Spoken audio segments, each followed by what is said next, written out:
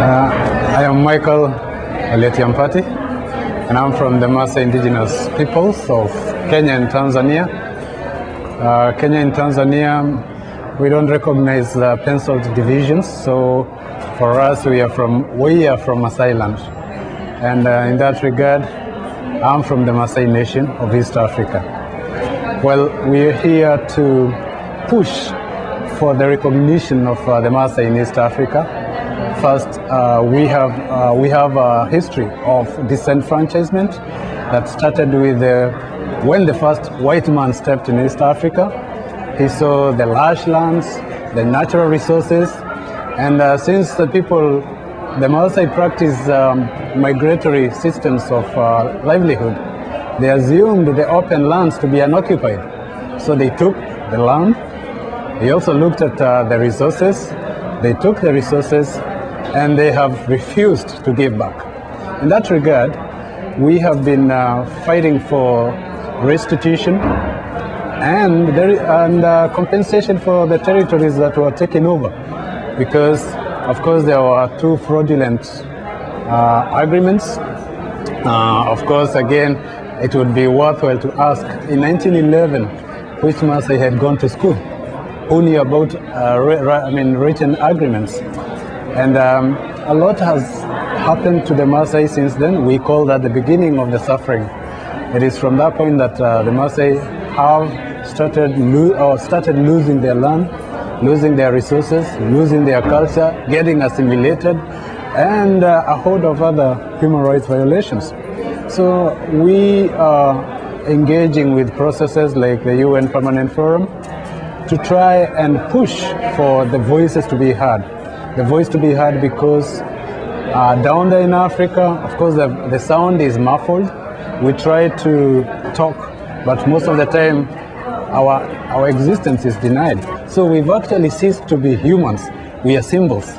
And that is the extent of exploitation, that is the extent of marginalization, that is the extent of exclusion, and that is the extent of denial, that we are not people, but symbols. We may as well be currency. So that is the situation that is confronting us.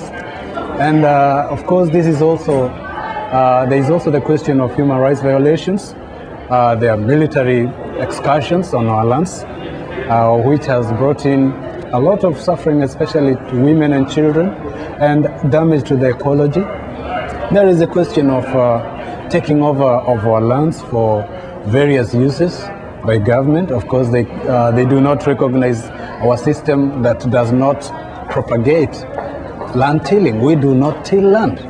We do not exploit. We use and for livelihood. We use for medicines, because if you tamper with nature, you will pay the price. And that is what we have tried to do for millennia. But unfortunately, of course, the global forces will never rest. A lot of extractive activities are ongoing in Maasai land. A lot of tourism. And when we talk about tourism, we do not say that we hate tourists. We love tourists. But the thing is, we do not know the benefits. So when you talk about tourism, we only know that there are people who come take pictures and will look at our natural resources and go. We only benefit from dust and smoke from the vehicles. So what we are saying is that we are the guardians of the natural resource. Were it not for us, there would be no wildlife for tourists to come and see. What is so hard? What part of that don't these systems understand? Were it not for us, there would be no wildlife. And I think it's only fair that even tourists themselves, before they come to Kenya, they ask to be told how much of the large amounts of money that they're investing will go to communities that have ensured the survival of the wildlife and the landscapes. I think that way it would be really helpful to people who are being exploited and subjected to poverty. Illiteracy is very high amongst the Maasai peoples. Health does not exist. Health delivery systems do not exist. Of course, there's a question of environmental degradation. Of course, indigenous people do not cut down trees. The mantra is, cut it if you are using it. If you are not using it, leave it there because God created it to be there to help you, but not for you to come and destroy it. So those are some of the issues that are confronting the Maasai peoples. We do not have factories that emit whatever poisonous gases to the atmosphere. We do not have that. We are still using what, of course, the Western world calls archaic or Stone Age, but we are happy with that. The thing is, I think the Western world has a lot to learn from us. One thing is that I've visited so many countries, and in every city there's an asylum for mentally disturbed children. Well, we live in the bush, and we don't have mentally disturbed children. But I think that there's virtue here is that it is not the so-called development that brings harmony. It is harmony within yourself and looking out for your brother that ensures the existence of humankind. For us, what is called the bush by the so-called Western world, that is the source of our medicines. And it is really hard to comprehend why somebody would call us people from the bush without remembering that the medicines that they run to every time they get flu or any other complication originates from the bush. You know, those are some of the things that are mesmerizing. An indigenous person will tell you this tree has this property, this tree has this property, and that is why we don't destroy trees. Of course, the people that are the so-called civilized are in the first or whatever, they're in the front line, destroying the trees. And tomorrow, they want to rush to pharmacy looking for medicines. And you do not see, well, I don't think there's a great deal of intelligence there. The line between, I don't think that is a good use of intelligence.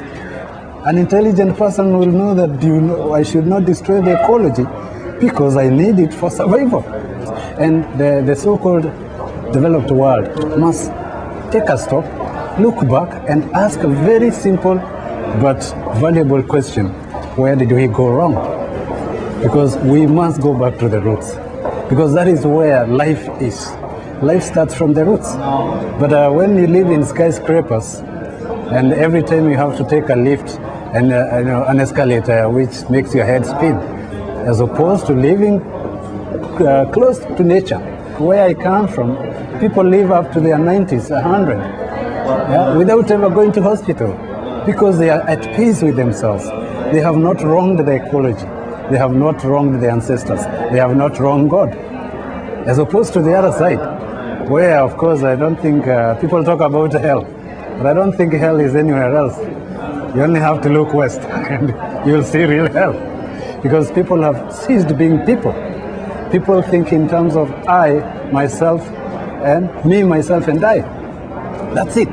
But if we continue in this trajectory, it is a self-destructive trajectory. This is at the moment we are beginning to hear, hey, climate change, biofuel, I don't know what, a lot of nonsense. I mean, anybody of average intelligence would have known. You do not exploit resources at that pace and expect everything to remain normal. We are told that we have professors of science on this side. Why couldn't they say that? No, these are some of the things we are saying. Let us use science and traditional knowledge, incorporate them together, and we'll start getting solutions to mankind's many problems. But if we take this elitist approach, we will be destroying ourselves very soon. And I think this generation will never be forgiven by future generations because we have started dismantling the world.